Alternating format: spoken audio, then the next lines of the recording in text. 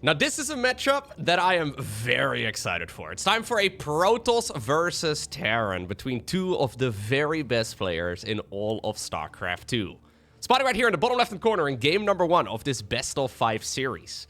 Playing with the blue SCVs, we have none other than Maru.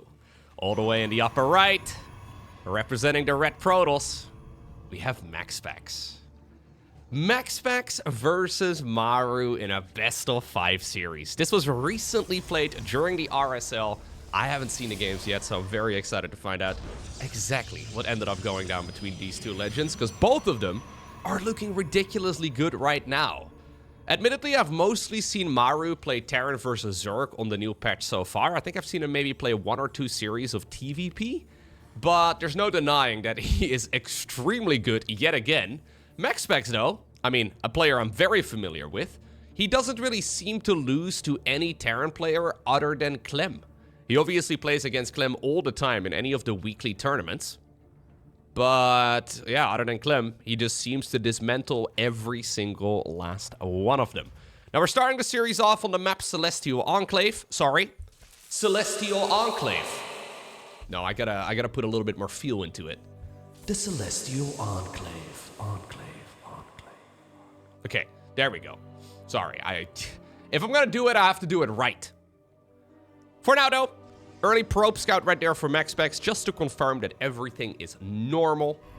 He's gonna celebrate upon that scout that he will indeed go for a good old Nexus on the low ground, pylon as well in the dedicated position that the creator of the Celestial Enclave did put onto the map. Oftentimes ignored by all the other pro gamers out there, at least the Protoss players, but MaxPax, being the good guy that he is, decides to use the position here that the map creator added in. Now, of course, Celestial Enclave does feature that in-base expansion. I find this map, I'm a little bit conflicted by it. So, it's very easy to start off a macro game, but it's very difficult at the same time, too, to actually play out a macro game. Let me try to explain what I mean. So, you can take this base very easily. You can take this base very easily if you then knock down the rocks over here. You can take this base really easily. The one right down over here, relatively easy too. The one right over here, also pretty straightforward. Even the one over here in the top left, very easy to acquire. But from there, the rest of the map seems pretty much inaccessible. It's weird, like you can take 1, 2, 3, 4, 5, 6, 7 bases. But from there, it feels like all of the rest of the map is pretty much impossible to mine. So, you're encouraged to, like, play a big macro game. And truthfully, you can play a big macro game off of 7 bases alone. Yeah, maybe 6.5 or so. But it does kind of feel impossible to take any bases past that point, because this expansion right up here, how in the world do you take it? Right? It's the same for the ones right over here. This one I find very difficult to acquire. Same for the mirrored location too, of course, on the other side of the map. It's funky. Like, the first bases feel really easy, but then as the map progresses, as the game goes longer, well, it does seem to be more and more difficult moving forward. Maru opening up with his beloved triple command center, triple barracks build. He's been doing this against Zerg a lot as well. But of course, well, originally this is a Terran versus Protoss build. He is going to be able to get that third command center going really nice and quickly. Only 5 mineral fields, of course, in that in-base expansion. It is exactly the reason why MaxPax has decided to go for the, well, slightly more dangerous position here. His expansion is going to be more exposed, but he will have the full 8 mineral fields available, plus double gas. Although, admittedly, a lot of Protoss strategies at the moment do not actually use all of the gases. It's quite common, actually, for Protoss to sit around on 4 gases for a long time, depending on the playstyle that you want to go for. Now, I believe that the first big attack here could be either with Blink or with Stimpak finishing up. Both players are very much so just playing the macro game. Maru hasn't even gone out onto the map, but this is one of those very safe build orders that you can go for as a Terran player. It doesn't really have any crazy weaknesses. You obviously do have to be worried for like a potential Oracle build or something along those lines, but an Oracle would have already shown up, and this is a misplay here for MaxPax. He's been shading up towards this high ground, playing with the supply depot for, well, a couple minutes now. Forgot to cancel the shade there at the last second for one time, and he immediately pays the price. Maru doesn't need much. Stimpak is going to be followed up as well with combat shields and then also +1 infantry attacks. These aren't really lined up all too well, at least not the +1. The combat shields will finish up at least a reasonable time. We'll probably see a reactor here in a moment on the factory, so he can go for the switcheroo. Blink Stalkers, by the way, right over here, trying to get a little bit of damage done. 2 SCVs end up falling. Okay. But truthfully, this is all very passive. I wouldn't even be surprised if we're going to be seeing a super quick 4th base in just a moment.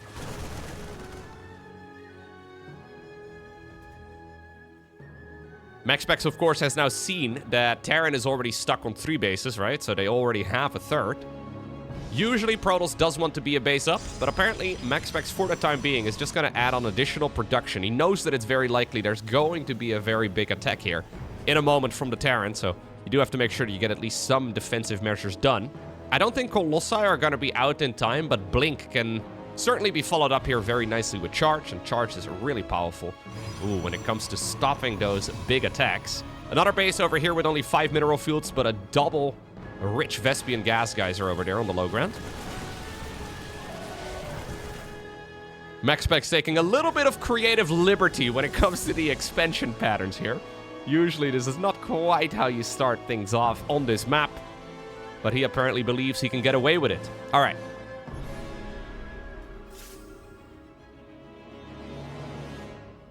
Stimpak even activated right there. Medevacs are going to pick up whatever they can fit.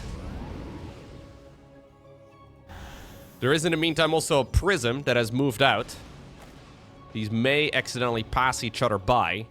Maru actually trying to set up a bit of surround right over here for this group of Stalkers. I don't think it's going to happen. A few Zealots will end up dying. So far, yeah, a little bit of damage done. Now, can Maru kill this base over here in the middle? He hasn't seen where the Protoss player even spawned, although there's only so many locations. This could be a really nice surround, though. Okay, can't complain about this.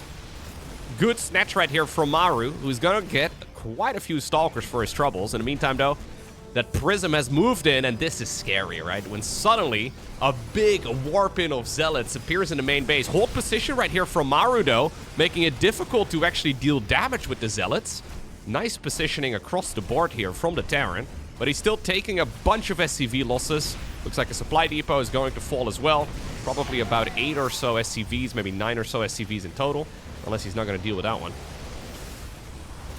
Okay.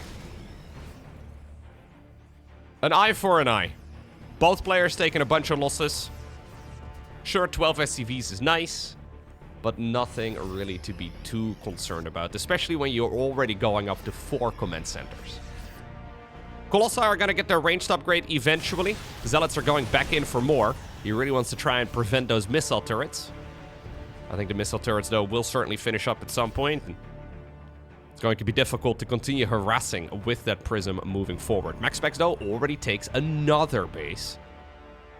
So MaxPax is doing that playstyle that we've been seeing a lot from Protoss as of late, where they basically sort of pretend like the entire map is their main base. He's just sprinkling expansions wherever he likes. And in a weird way, this is almost like a... It's like a siege strategy, right? Like, he's basically trying to contain the Terran player on a relatively small amount of bases. Now, I say relatively. I think it's going to be pretty straightforward here for Maru to get 4 bases going. But I think MaxPax is basically trying here to make sure that there's never going to be a 5th. So where is Maru likely going to go next? Well, Planetary is coming up over here. It's either going to be the base in the far bottom right, or it's that mirrored location right over here that MaxPax just took.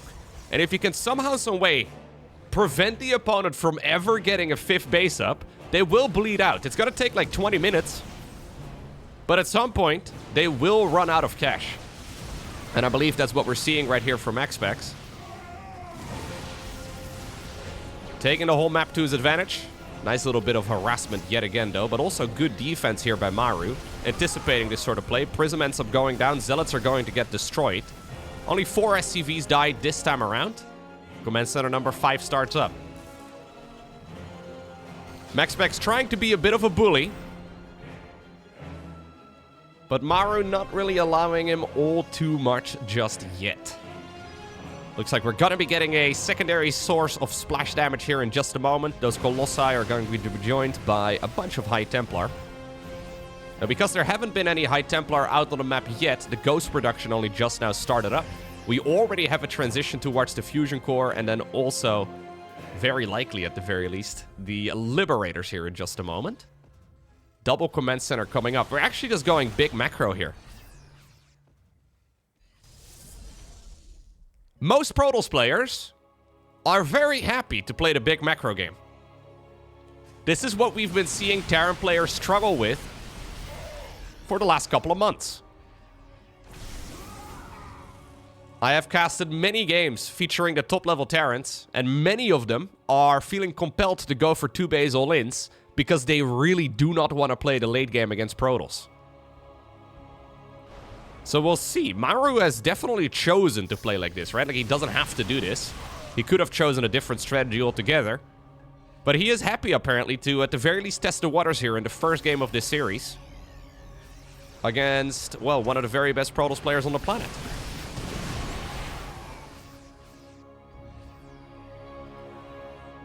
It's almost like the rules of StarCraft don't really apply to some players. And Maru is one of them, right? Like, it reminds me a little bit of, like, the previous patch, where no Zerg player really wanted to play against Skytles, and then Serral just kept on destroying Skytles, and all the Protoss players were like, yo, what do we do now? Like, now that we can't win with Skytles, how do we play this matchup? Maru trying to do a similar strategy here, too, in that sense. Not a lot of Terrans are comfortable playing against this type of late game, but he's inviting it.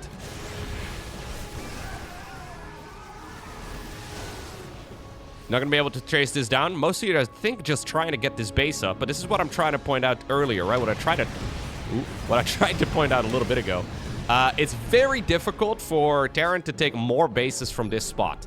The base over here is manageable. The far bottom right, also somewhat manageable. But neither of them are easy.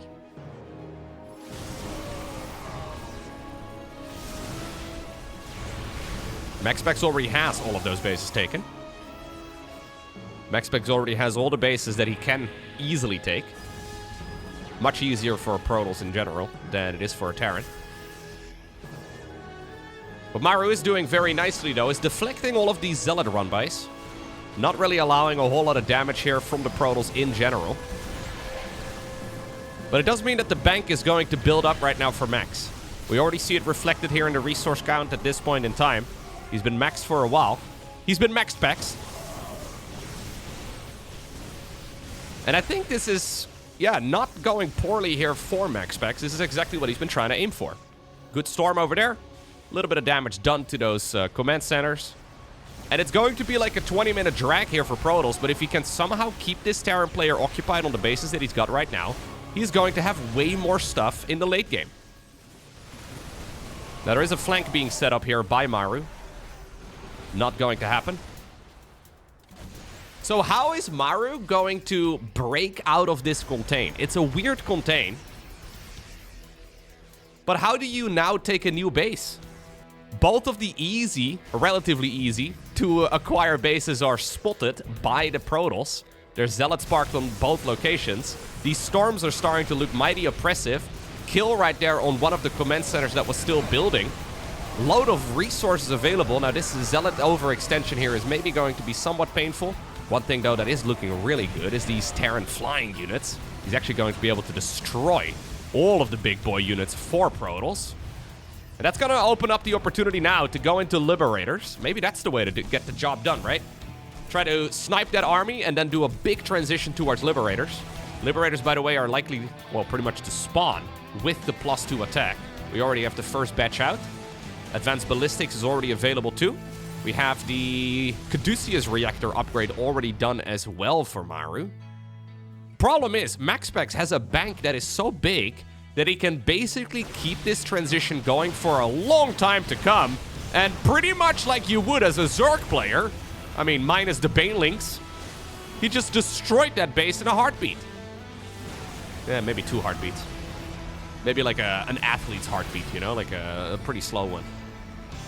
Okay, Orbital Command is going to take it over.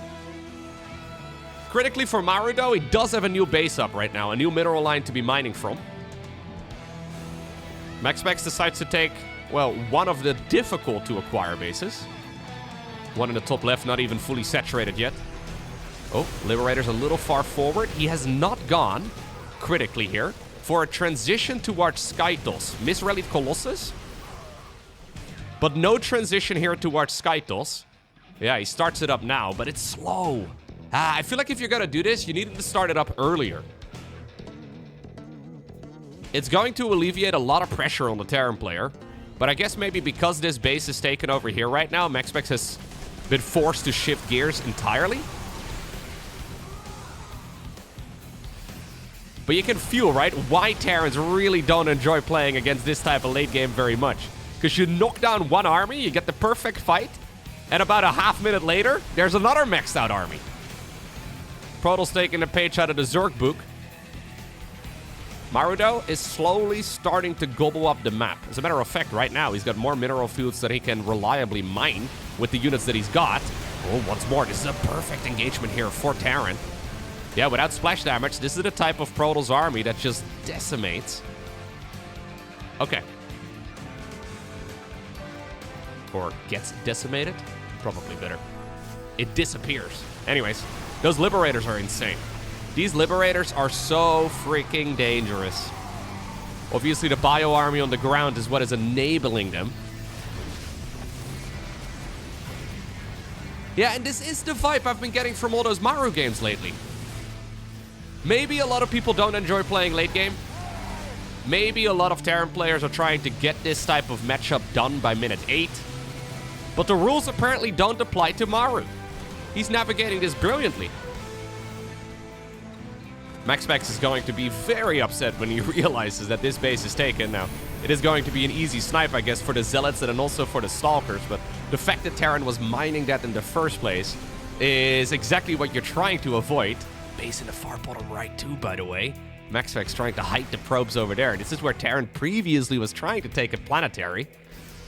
Apparently, MaxPax is thinking about gobbling up those resources now, but the Liberators are becoming massively problematic. He can now start leapfrogging them one at a time forward, unsiege the ones in the back, move them in a direction that Protoss can't really move into, and that's that Nexus on the low ground done. New command center probably is going to be a planetary fortress. Interestingly enough, Maru hasn't even had time to knock down the rocks fully yet. This was MaxPax working on the rocks a while ago. Never quite got the job done. He wanted to open it up for Zealot run-bys. Maru probably would have liked that at this point. This base in the far bottom right is really nice, but Maru has seen it. And he saw it a while ago and purposely waited. He probably eyeballed it. He's like, yo, this base is going to be done right about right now, so it's not cancelable anymore. That's going to be the full 400 minerals down the drain. Perfect timing right there for the Terran. MaxPax is maxed out, so he can, get one Zealot inside of the main base. No big deal there.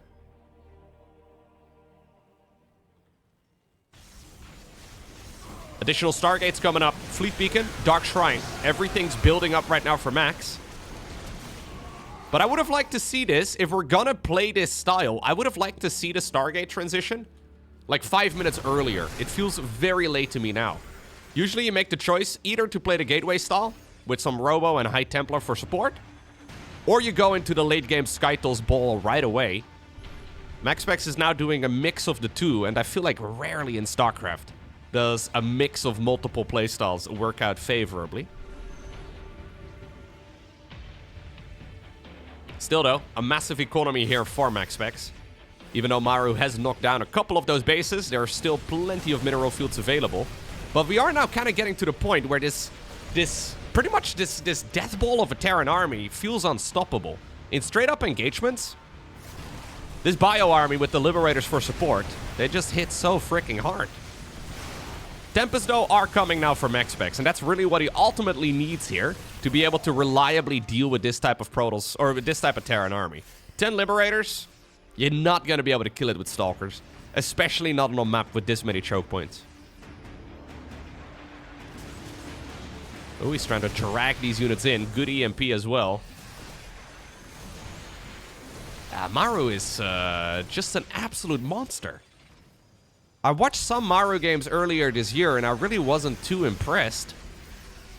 But he has been on a roll over the last, well, I think I want to say like the last 4 or 5 months or so, where this is just looking ridiculous. I mean, his game isn't over yet, but breaking out of that contain is the hardest thing that needs to be done for a Terran player, and he made it look pretty straightforward. He doesn't have enough Vikings, though, to really be dealing with the Tempest transition. Keep in mind that MaxPax has 82 of his total supply caught up in workers. Maru only 58. It's one of the big advantages of those mules and Terran in general. You can dedicate more of your maxed out supply count to actual army units. Shadow Stride coming up. +1 air weapons, researching as well for MaxPax, who is looking for angles still, but he's not able to really get a whole lot of damage done, at least in this section of the map. The entire game plan for Max was to prevent this from ever being a thing in the first place. Now, some good run-bys over here, a nice storm as well, but Maru is not going to be caught off guard. 41 SCVs have died, which is a lot, until you look at the Zealots that have gone down as well. This ratio is not what you're looking for here as a Protoss player.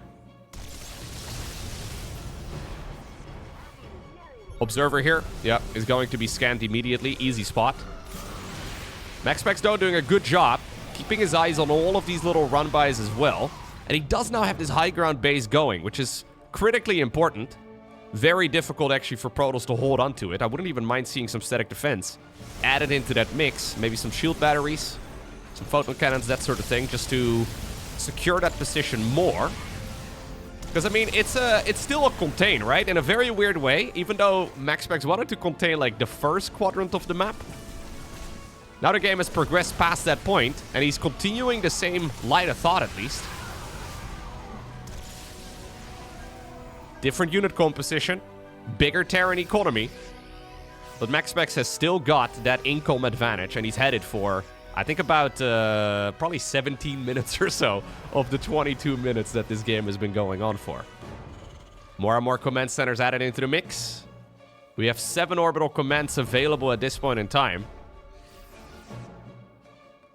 MaxPax is maxed out yet again. We have some Dark Templar actually trying to go after the planetary.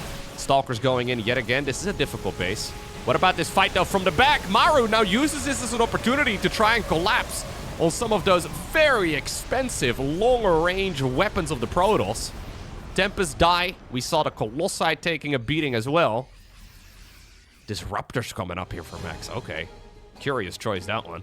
He's trying to take a new base as well right over here on the left. 13 SCVs did die. That was a pretty great play, honestly, for MaxPax, who can obviously remax really quickly. He's got 19 gateways. He could remax here at any point. Problem is, yeah, this base is not going to happen, but he's trying to see if maybe he can trade an eye for an eye. Considering MaxPax has the bigger economy, I don't mind it. But now this army may very well be stuck. Do we recall it home? Do we have to recall it home? Do we try to go through the liberation zones? Okay, fair enough. Base over here in the middle of the map is going to die. We have another Dark Templar run by. In the meantime, though, that orbital command is taking a beating too.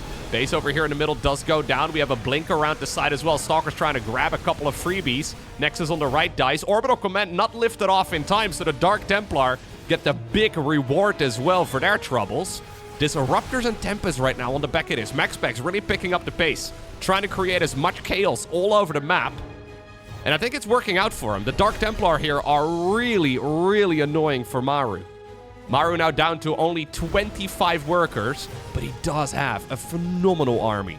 As a matter of fact, Maru is now shifting entirely. We're no longer really trying to play the big macro game. He has not replaced any of the lost SCVs. He's instead trying to go for like a 175 army supply type of game.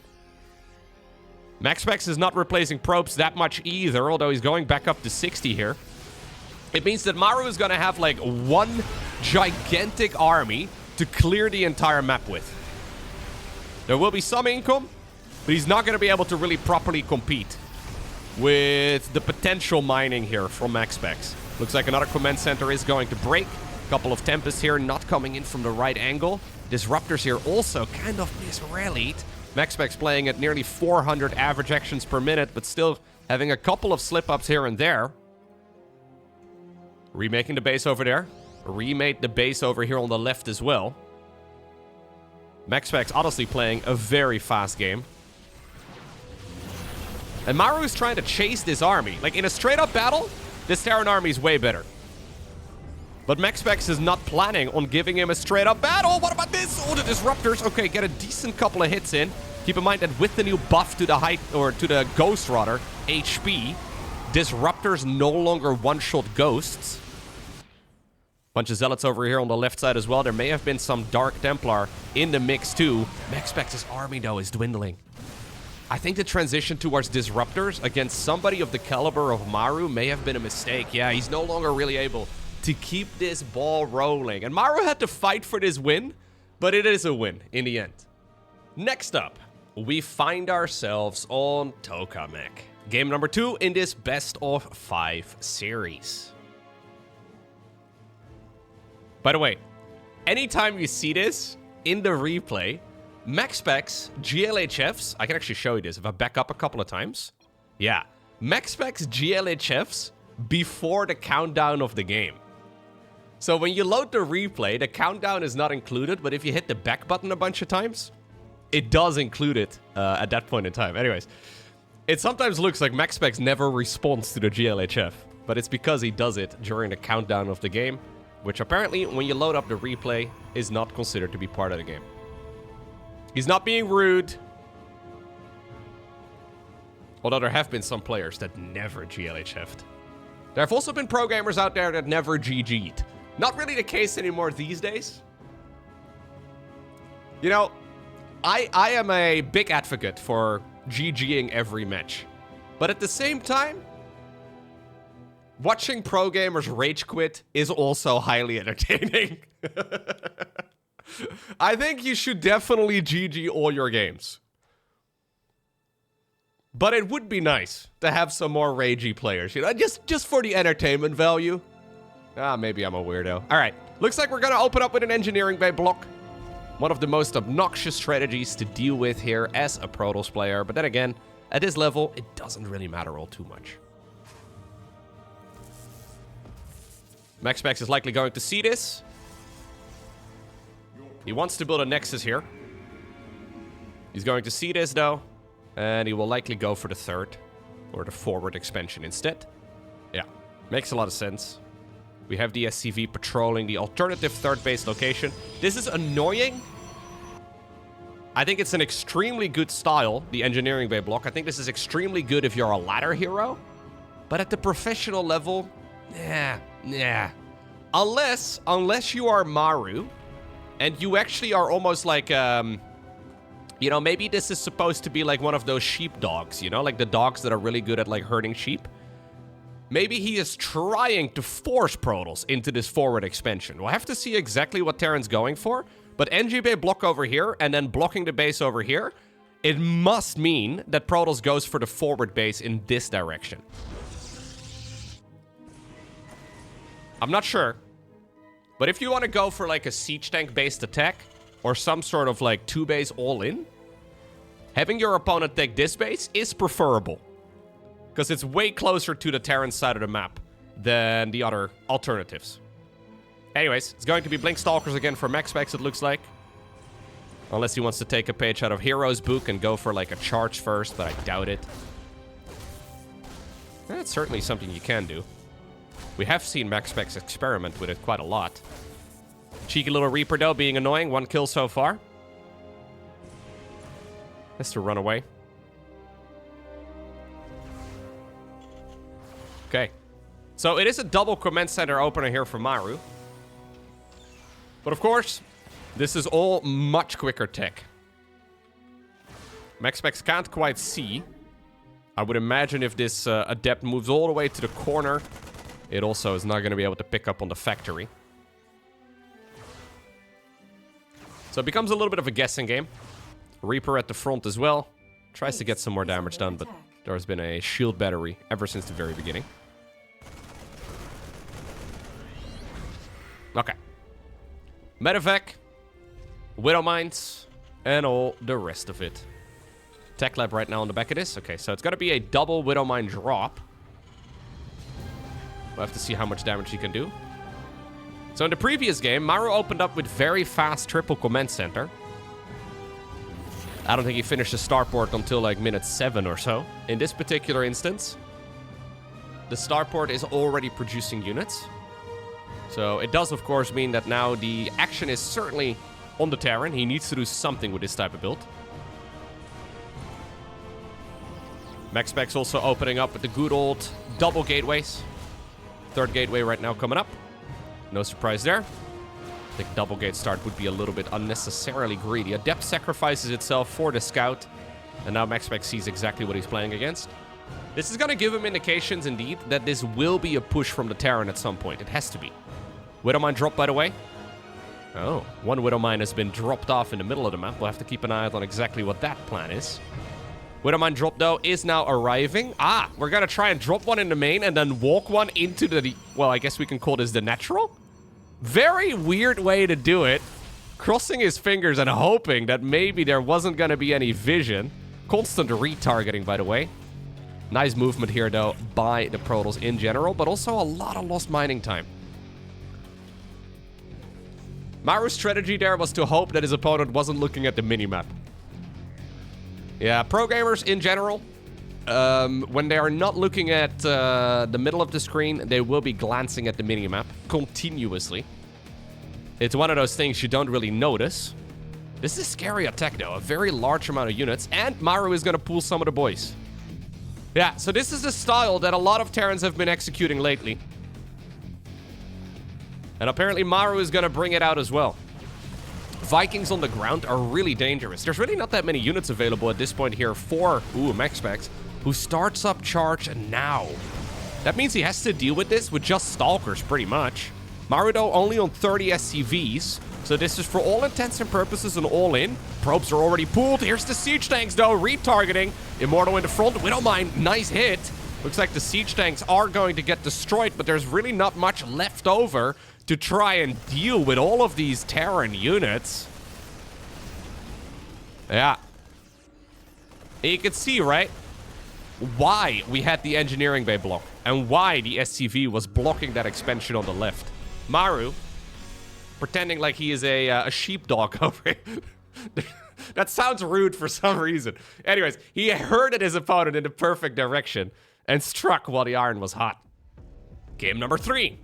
We find ourselves on the map Mothership.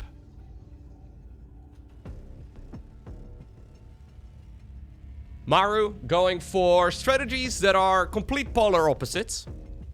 Game number 1, big macro, very passive. Game number 2, big aggression, constantly in the opponent's face. Now we are on the infamous 3-player map. And MaxPax is not looking all too hot here. At least not as far as the map score goes. I don't think he's playing poorly. Oh, I just realized I actually still have my camera on. Well, you'll have to deal with my face for just a little bit. I know some commentators actually keep their camera on the screen. I don't know if I like that. No, I don't know if I like that. You'll get my face at the end of the series. How about that? You should go check out my Patreon, by the way. Look at these legends. I updated this list yesterday. Could be your name right over here at the bottom. Sorry. All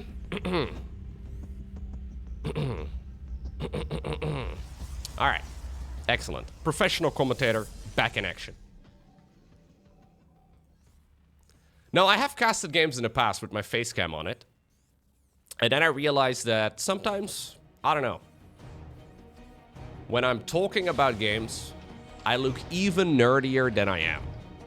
And I look at myself while editing the video, while, you know, making sure that the videos are ready to go onto YouTube. And I can't. No, you can only look at your own face for so long, you know?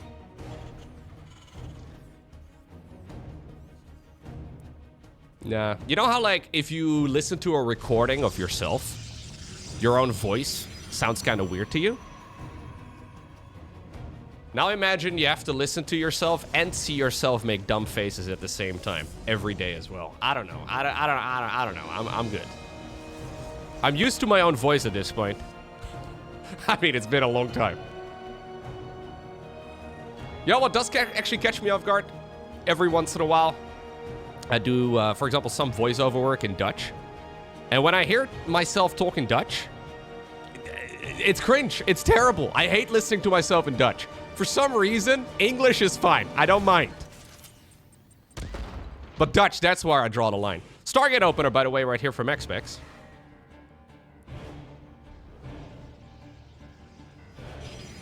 Trying to be a little bit of a nuisance.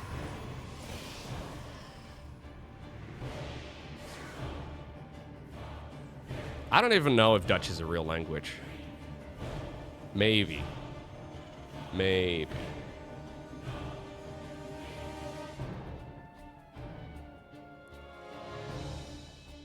Stargate will likely mean it's going to be oracles. Or, sorry, phoenixes. Could be an oracle as well, to be fair. Oh, it's going to be an oracle. Wow. Me misspeaking, apparently. It could have been so smart. Usually it's phoenixes into either charge slots or phoenixes into colossi. Yeah, looks like it's going to be charge slots this time around. But not off of the back of phoenixes. Instead, we're going to be doing it off of oracles. Now, of course, Maru has not really been too focused on defending his mineral lines early on. He didn't really do it in the first game of the series. Didn't really do it in the second game either. We haven't had cyclones out at all. So I don't mind the option here, but you are very committed to Stargate units now. Do we not go? What have we seen? There is, by the way, the one time he does go for a Stargate opener, there is a cyclone out. I think MaxPax just rerouted that oracle in case his opponent decided to go for a big push. Oh, he's being very defensive. What has he seen that's like setting this up? Or maybe he's just respecting Maru enough to realize that he is not going to be able to deal much damage to the mineral line anyway. I guess he saw a glimpse of the cyclone and decided to just mostly give up on any sort of early game aggression with it. Well, Maru also committing to a bunch of Banshees this time around. Banshee Cloaking Field is going to be finishing up here in just a moment. He has already sent out the first one. It's 2 shots to kill a probe. Oh, Revelation does. I don't know if it saw the little... did he see the green light? I don't think he did. I think the cloaking upgrade just finished up. Weird movement here by both players with their flying units. It has to be said. Phoenix starts up. I don't mind the Phoenix at all. I think the Phoenix here is quite clever. Problem here for MaxPax is that he does not have detection. And Maru is once more pulling the boys. Maru has seen something here that he doesn't like, and I think it's that Oracle movement. He must notice here as well the little... Okay, yeah, he must notice those little blurry spots on the map. Those stasis wards mean that the Oracle is pretty much out of energy. One of the Banshees does end up going down. There is still one stasis ward over here on the right, but I think Maru has seen it. Bunkers would be amazing. Yep, he decides to just trigger it with an SCV instead. Already the gateways are going down. I think that Oracle movement, I think Maru looked at it and he's like, wait a second. If you're going to micro your oracles in the way that you are, I think that I can just go kill you. What are you going to do about all of these units? One Phoenix available, one liftoff available. Stalkers decide to blink in. Siege tanks will go down, but this almost gives me a deja vu from the previous game. Yes, he kills the siege tanks, but what about the rest of the Terran units? So many probes have already died. Obviously, this is once more pretty much an all-in for Maru. Stalkers will try their absolute best to stay around. Ay. This is the type of attack that as a Protoss player you need to shut down. This middle-of-the-road type of defense that sort of looks like a defense never is one. This is always better for Protoss than it is for Terran. You either slam it down or you GG out. We decide to go for the recall into the natural expansion. MaxPax trying to go back to the safety, at least, of some of the reinforcement points. New siege tank available, but I think at this point, yeah, it's not going to happen, man. The Marines, the men with the guns, they are powerful. And now the mineral line over here is exposed too. Triple Banshee. Well, there's going to be a 4th one available. I kind of love the heavy focus on Banshees here this time around. GG is going to get cold, and just like that, it's a 3-0 win for Maru. Now, MaxPax is not playing badly here at all. it's so interesting to me, because if you look at, like, the overall statistics, right? Protoss is, at the pro level, currently favored against Terran. At least if you look at all of the results in the matchup from month to month. A lot of Terran players are complaining about the strength of Protoss. They don't really like having to deal with this, like, gateway-style approach that we saw in the first match of the series. They don't really like the way that the new High Templar stuff is working out. They feel like they can't really, I guess, get a grip on the map. And then, in this particular series, in the first game, we see Maru playing a straight-up, massively passive macro game. And he breaks out of those contains and makes it look relatively easy. I mean, that game in the end got very close, but it was still a win for Terran. And then game number 2 and 3 weren't even really that close either. If you don't have charge done, these type of Terran all-ins just hit so freaking hard. But if you decide to go for charge really early as a Protoss player, and Terran is just playing a much more normal macro game, and they're not going for, you know, this type of SCV pool all-in, you end up in a really weird spot as well. So it's an interesting matchup. I think TVP is not quite yet figured out on the new patch. Either way, it's Maru who wins here 3-0, and he does so in a very dominant fashion.